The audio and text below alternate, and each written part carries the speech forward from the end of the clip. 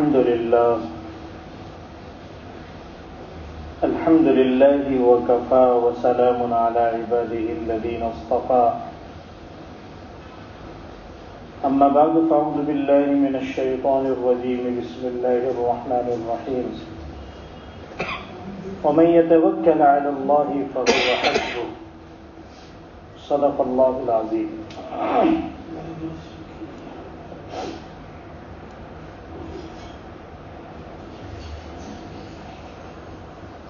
اللہ تبارک و تعالیٰ کی ذات مسبب الاسباب ہے.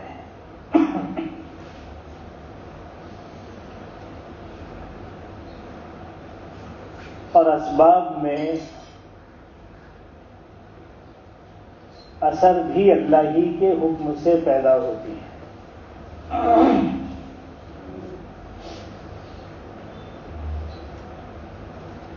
ہر مومن اور مسلمان کو چاہیے کہ وہ اسباب کو برتتے ہوئے مسبب الاسباب اللہ تعالیٰ کی ذات پر یقین رکھے.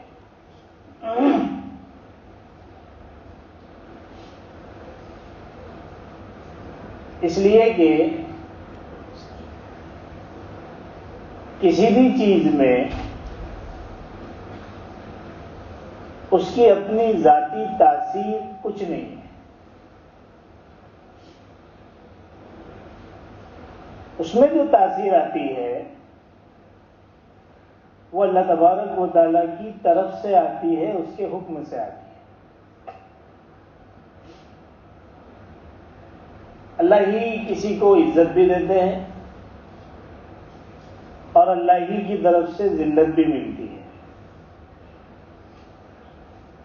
اللہ تبارک و تعالیٰ ہی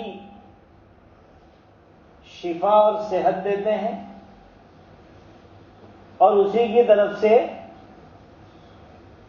بیماری بھی آتی ہے, مرض بھی آتا ہے. اللہ ہی کی طرف سے فتح اور کامیابی بھی ملتی ہے اور اللہ ہی شکست بھی دیتے ہیں, اور سارے کے سارے اسباب دھرے کے دھرے رہ جاتے ہیں. تو سب کچھ کرنے والا قادر مطلق وہ صرف اللہ کی ذات ہے. یہ بات اپنی جگہ پر یقینی ہے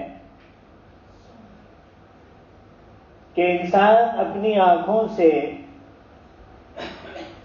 اس دنیا کو اور اس پوری کائنات کو اسباب کے تحت چلتے ہوئے دیکھتا ہے.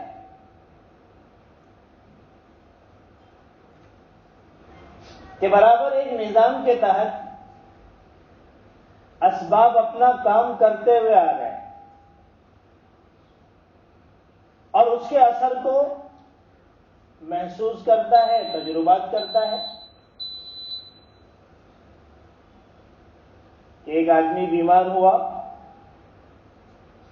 اس نے دوا کھایا تو اچھا ہو گیا. دوا ایک سبب ہے اور ہر انسان اس کی تاثیر کو محسوس کرتا ہے. ایک آدمی کمزور ہے,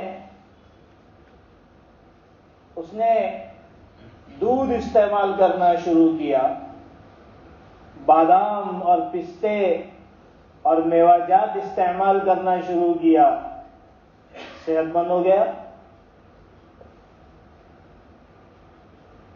تو اسباب کی تاثیر کو انسان اپنی نظروں سے دیکھ رہا ہے. ایک آدمی نے محنت کرنا شروع کیا, دن رات لگا رہا, اللہ نے اس کو کچھ دے دیا تو اس نے محنت کے سبب کی تاثیر کو دیکھا تو اس کا یقین ہو گیا کہ محنت کریں گے تو ہی بڑھیں گے. آج ہم نے دیکھا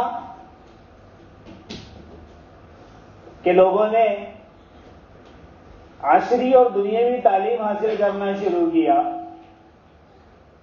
وہ انجینئر بن گئے، وہ ڈاکٹر بن گئے، وہ پائلٹ بن گئے، اور پتہ نہیں وہ کیا کیا بن گئے. تو تعلیم کا جو سبب ہے اس کو ہم نے ترقی کا یقینی ذریعہ سمجھ لیا.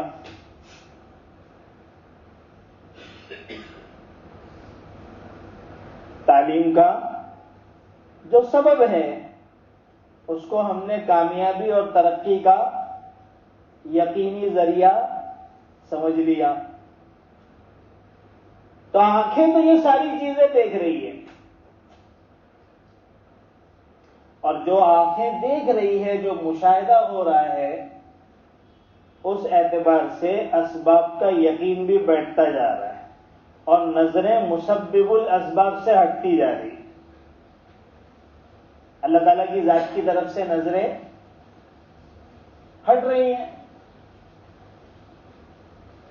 حالانکہ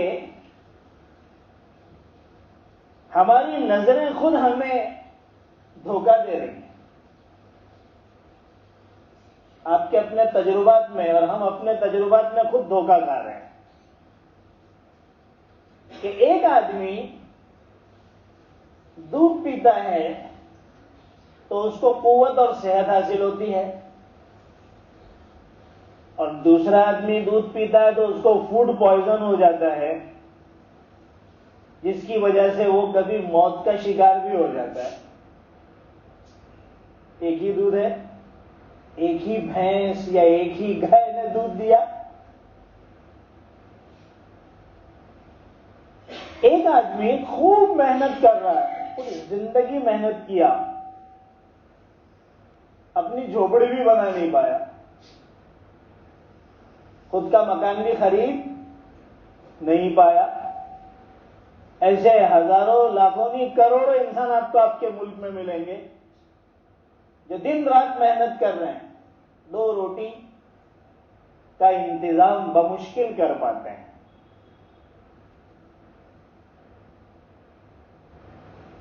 ایسے بہت سارے ڈگری یافتہ لوگ آپ کو ملیں گے جن کے پاس پتہ نہیں کیسی کیسی تعلیمی ڈگریاں ہیں، اور اس وقت لاکھوں کی تعداد میں ہمارے ملک میں ڈگری ہولڈرز ہیں، ڈاکٹرز ہیں، وکلاء ہیں، انجینئرز ہیں، لیکن ان کے پاس جاب نہیں ہے، نوکری نہیں ہے. اسی لیے تو آپ کے پردھان منتری نے پکوڑے بیچنے کی ترغیب دی. یہ بھی تو ایک کاروبار ہے. تو پھر آپ کی یہ تعلیم اور یہ آپ کا ڈگری کا نظام، یہ کیسے آپ کی کامیابی اور ترقی کا ضامن ہو گیا، یقینی ذریعہ کیسے ہو گیا؟ اللہ نے دماغ دیا ہے، تھوڑا تو استعمال کریں. کیا وجہ ہے کہ اتنے سارے لوگ تعلیم یافتہ ہونے کے باوجود 2 پیسہ کما نہیں پا رہے؟ جب اس نے ایک کورس مکمل کر لیا، تعلیم مکمل کر لی، ڈگری حاصل کر لی، تو یہ پائلٹ بن کر سال ہر سال کیوں بیٹھا ہے؟ اس کو فلائٹ چلانے کیوں نہیں مل رہی ہے؟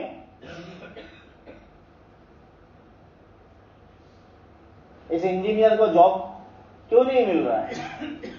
یہ وکیل جو در بدر کا ٹھوکریں کیوں کھا رہا ہے؟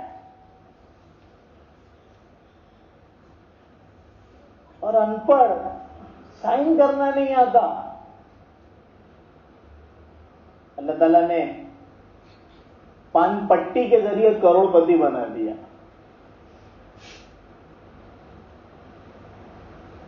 اور فٹ پاتھ پر بیٹھ کر سبزیاں فروخت کرتے ہوئے وہ لاکھوں پتی بن گیا.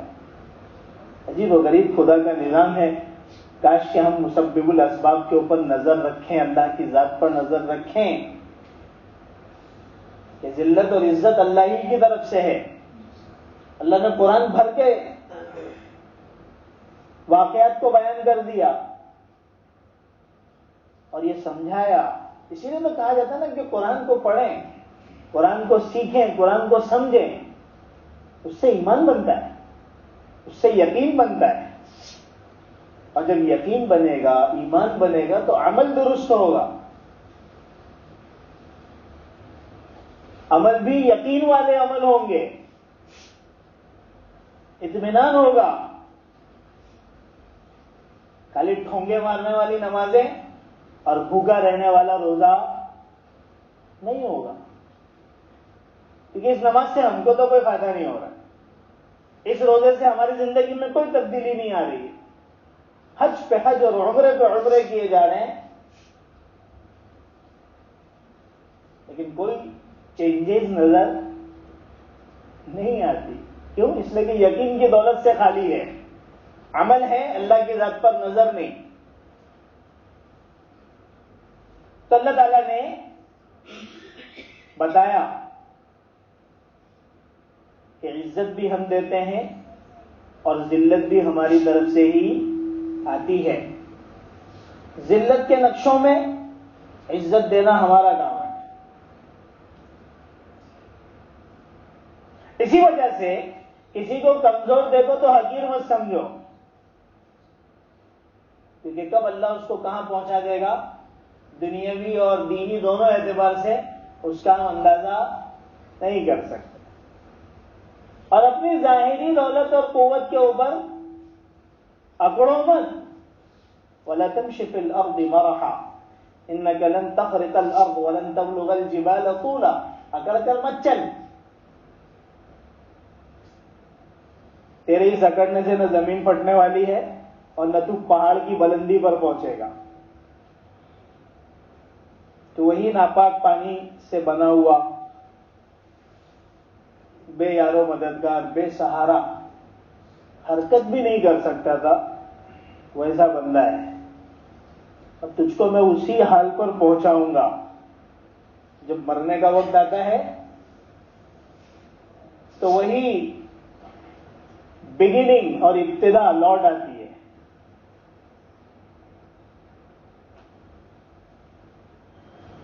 تو اللہ تعالیٰ نے حضرت یوسف کا واقعہ بتایا. قرآن کریم میں سب سے طویل اور سب سے تفصیل کے ساتھ جس واقعے کو بیان کیا گیا وہ حضرت یوسف کا ہے. کتنے بھائی تھے, انہوں نے کیا خواب دیکھا, بھائیوں کی دشمنی کو بتایا, سارا معاشرہ خاندانی ان کی مخالفت پر جم گیا, کنویں میں ڈال دیے. ایک قوم نے ان کو اٹھایا, بیچ دیا. عزیز مصر کے یہاں پہنچا, وہاں پر تہمت لگی, جیل پہنچے. ذلت ہی ذلت, غلامی کی زندگی گزاری. اور پھر اللہ تعالیٰ جب عزت دینے پر آ گئے تو مصر کا بادشاہ بنا دیا. سارے خزانے, اجعلنی علی خزائن الارض انی حفیظ علیم, وہ کوالٹی میرے میں ہے جو میں اس سلطنت کو چلا سکتا ہوں. حفیظ بھی ہوں, امانت دار, حفاظت کرنے والا, اور معاملات کو اچھے طریقے سے جاننے والا علیم بھی ہوں. دونوں چیزیں ضروری ہیں. بے ایمانوں سے حکومتیں نہیں چلتی, اور جن کے پاس علم اور تجربہ نہ ہو وہ بھی حکومت نہیں چلا سکتے. تو پھر تمہارا ملک چند کوڑیوں کے عوض کچھ ہاتھوں میں بک جائے گا اگر اس قسم کے لوگ حکومت کرنے آ جائیں گا. اللہ تعالیٰ نے پہنچا دیا, ذلت کے نقشوں میں سے نکال کر عزت پر پہنچایا. تو پچھلی مرتبہ بتایا تھا قارون کا کہ دولت ہی دولت اللہ نے زمین میں دھسا دیا. تو پتا چلا کہ عزت کے فیصلے اللہ کی طرف سے ہوتے ہیں, دولت اور ترقی کے فیصلے اللہ کی طرف سے ہوتے ہیں. اور کسی کو برباد کرنا ہو, ذلیل کرنا ہو, تو بھی وہ فیصلے اللہ کی طرف سے آتے ہیں. بالکل یہی حال صحت اور شفا کا ہے. حضرت موسیٰ بیمار پڑ گئے، کوہ طور پر پہنچے، اللہ سے ہم کلام ہوئے کہ اللہ بیمار ہوں، کوئی علاج دے دے۔ اللہ تعالیٰ نے فرمایا کہ جاؤ اس درخت کے پتے چبا دو۔ حضرت موسیٰ گئے، چبائے، اچھے ہو گئے۔ دوسری مرتبہ پھر بیماری کے آثار ظاہر ہوئے تو سوچا کہ اللہ سے پوچھنے کی ضرورت کیا ہے، وہی پتے جا کے چبا لیتے ہیں، ڈولو لے لیتے ہیں۔ ارے بھائی ڈولو لے لیتے ہیں۔ اب جا کر جب چبانا شروع کیا تو طبیعت صحیح نہیں ہو رہی ہے۔ پھر کوہ طور پر پہنچے کہ اللہ پتے چبایا اسی درخت کے، طبیعت صحیح نہیں ہو رہی ہے۔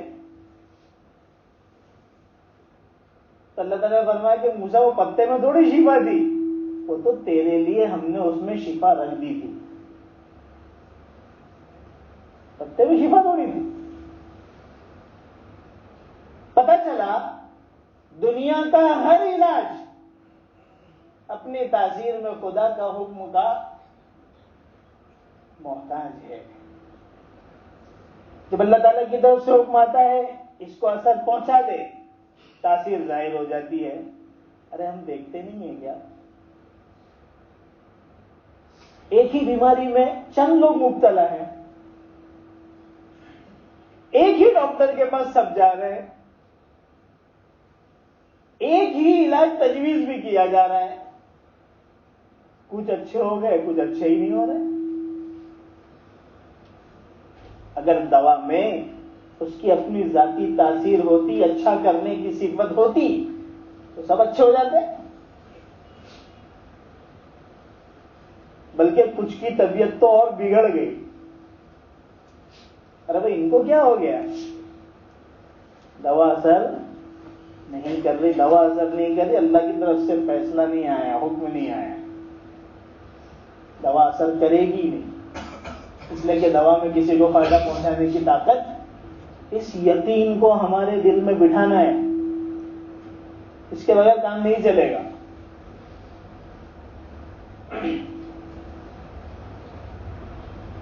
کامیابی اور ناکامی، اللہ تعالیٰ کی طرف سے حفاظت،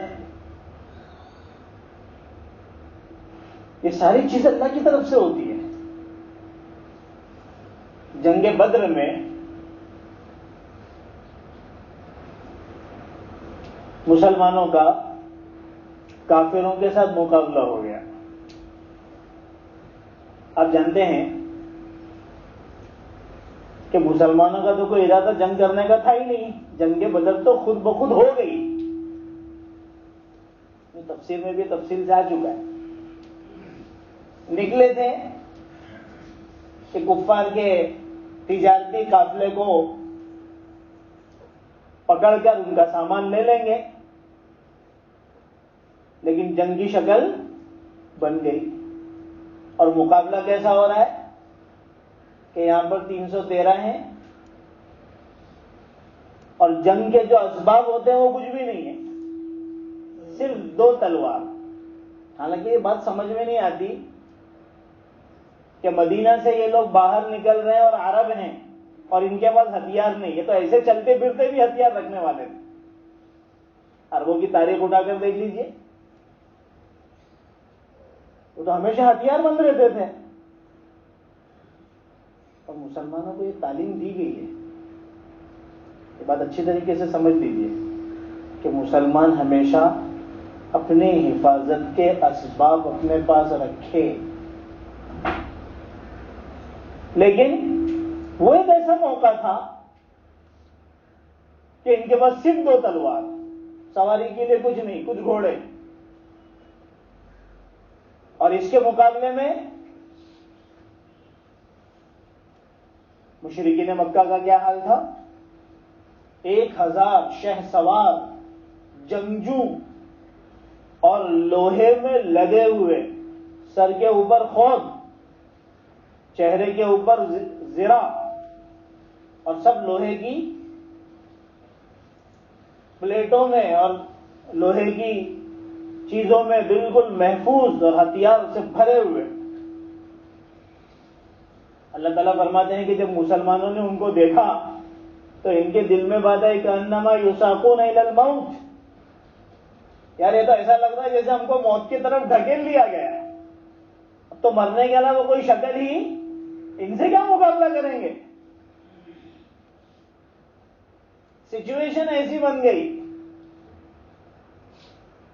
اب ایسے موقع پر اللہ تبارک و تعالی مسلمانوں کو فتح مبین دے رہا ہے, بہت بڑی کامیابی کھلی ہوئی, کہ پوری طریقے سے مسلمان ان کے اوپر غالب آ گئے. اسی کو قرآن کہتا ہے کم من فئۃ قلیلۃ غلبت فئۃ کثیرۃ باذن اللہ.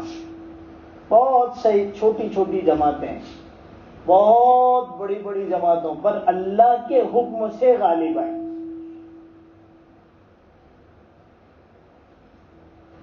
کہ جب اللہ کی مدد ہوتی ہے تو پھر اللہ تبارک و تعالی غلبہ اور فتح دے دیتے ہیں. پھر اسباب کی ضرورت نہیں رہتی اور نہ دشمن کے اسباب کچھ کام کر پاتے ہیں. اللہ تبارک و تعالیٰ کو اس جنگ کے ذریعے یہ بتانا تھا کہ اسباب سے کچھ ہوتا نہیں ہے. اگر ہماری مدد ہے تو بے سبب بھی ہم تمہیں کامیاب کر دیں گے. اللہ تبارک و تعالیٰ نے یہ بتا دی کہ فتح ہمارے حکم سے ملتی ہے, اسباب سے نہیں ملتی.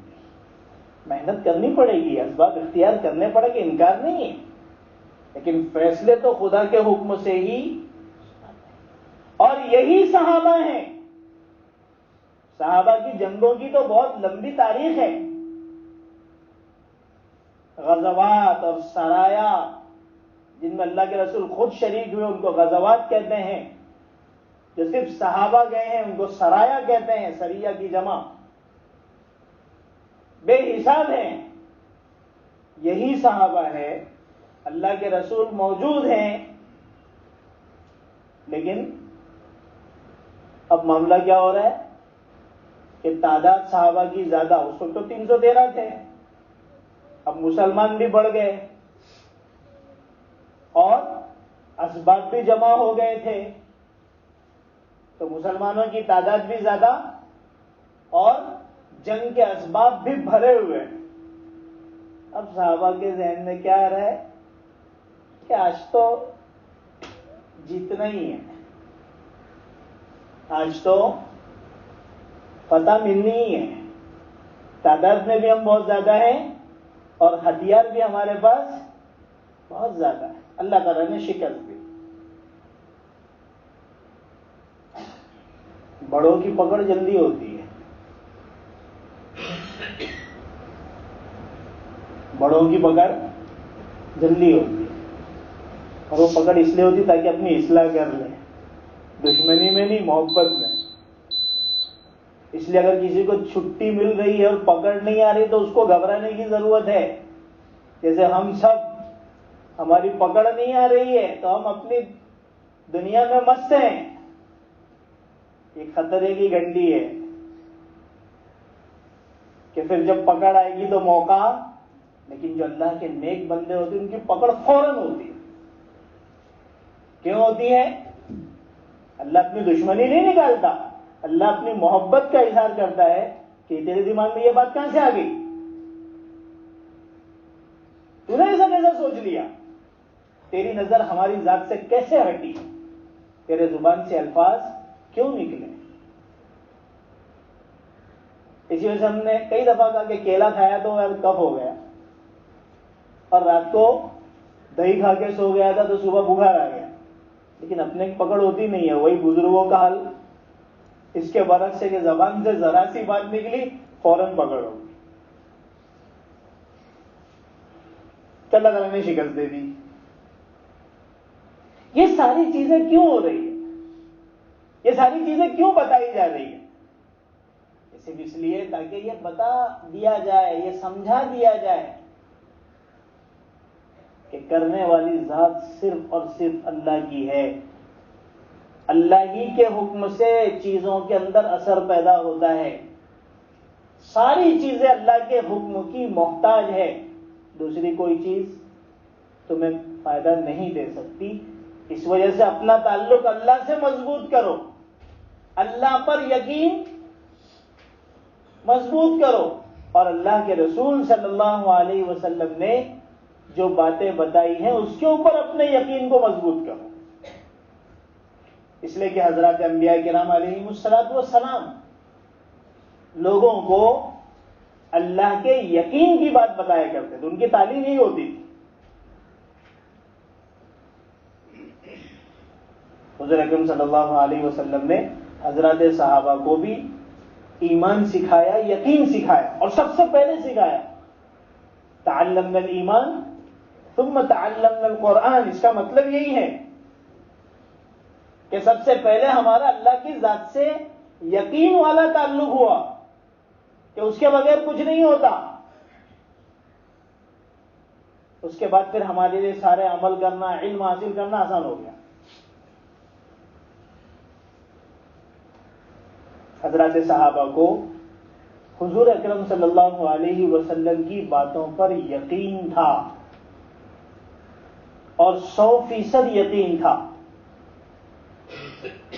اتنا یقین تھا کہ نظروں سے اگر ایک چیز دکھ رہی ہے لیکن اگر حضور کی بات اس کے خلاف ہے تو وہ نظروں سے دیکھی ہوئی چیز کا انکار کر دیا کرتے تھے، اور حضور اکرم صلی اللہ علیہ وسلم کی بات پر 100% یقین رکھتے تھے.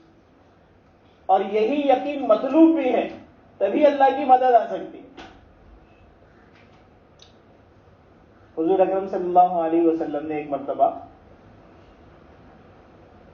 کہا کہ ایک عورت مدینہ سے ہماری خبریں مکہ والوں کو پہنچانے نکل چکی ہے. ایک چٹھی اور ایک لیٹر ہے اس کے پاس، رقعہ، جاؤ اس کو پکڑو. حضرت علی اور چند اور صحابہ کو بھیجا. یہ حضرات نکلے، درمیان میں اس عورت کو پکڑ لیا، کہا کہ نکالو وہ چٹھی. اس نے کہا میرے پاس تو نہیں ہے. چیکنگ شروع ہوئی، عورت ہے لیکن معاملہ بہت سنگین تھا، تو اس کی بہت اچھی طریقے سے تلاشی لی گئی، لیکن کہیں سے کوئی چٹھی کا اتا پتا نہیں چلا. اب سب حیران ہیں کہ اس کے پاس تو کچھ بھی نہیں ہے. بال چیک کر لیے، کپڑے چیک کر لیے، جو کچھ چیک کرنا سب چیک کر لیے. نظر کہہ رہی ہے، تجربہ کہہ رہا ہے کہ اس کے پاس کچھ بھی نہیں ہے. حضرت علی رضی اللہ تعالیٰ عنہ فرماتے ہیں کہ اے عورت،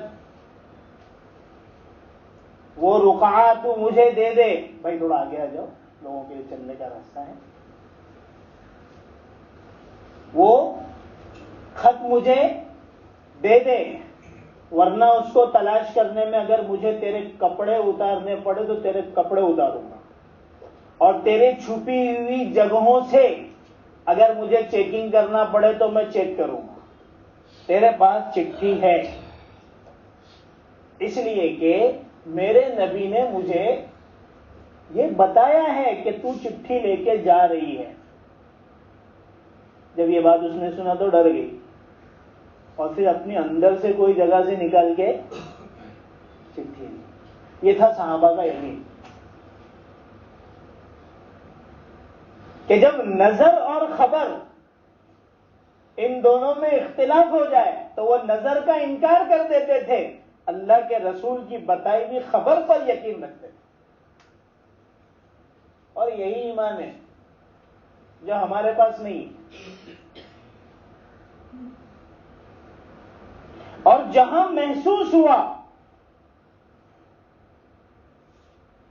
کہ نظر بھٹک رہی ہے اور عقیدہ بگڑ سکتا ہے، فوراً اس پر ضرب لگا دی. حضرت عمر کے خلافت کا زمانہ ہے، اور حضرت خالد ابن ولید سیف من سیوف اللہ، کہ اللہ کی ایک تلوار علاقے کے پر علاقے فتح کرتے جا رہے ہیں، جہاں جا رہے ہیں فتح قدموں میں ہے۔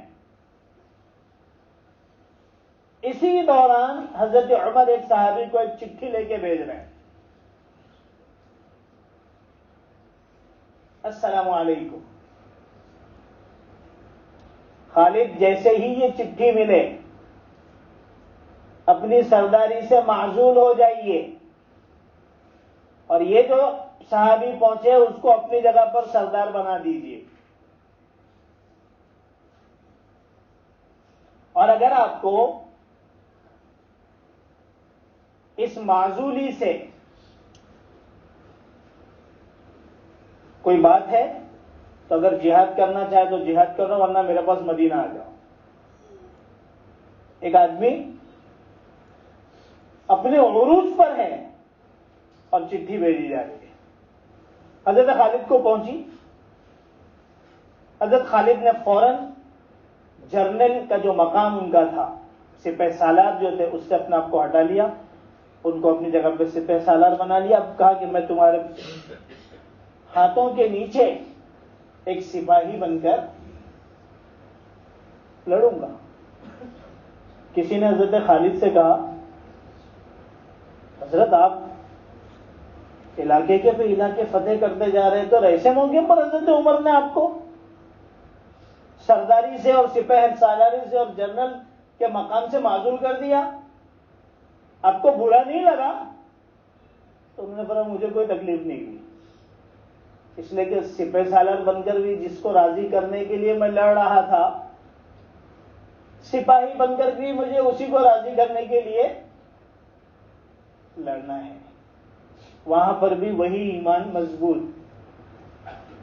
کسی نے حضرت عمر سے کہا کہ آپ کا عجیب فیصلہ رہا، ان کے ذریعے سے اتنی فتوحات مل رہی تھی، اسلام اتنا آگے بڑھ رہا تھا، آپ نے عین موقع پر ان کو معزول کر دیا۔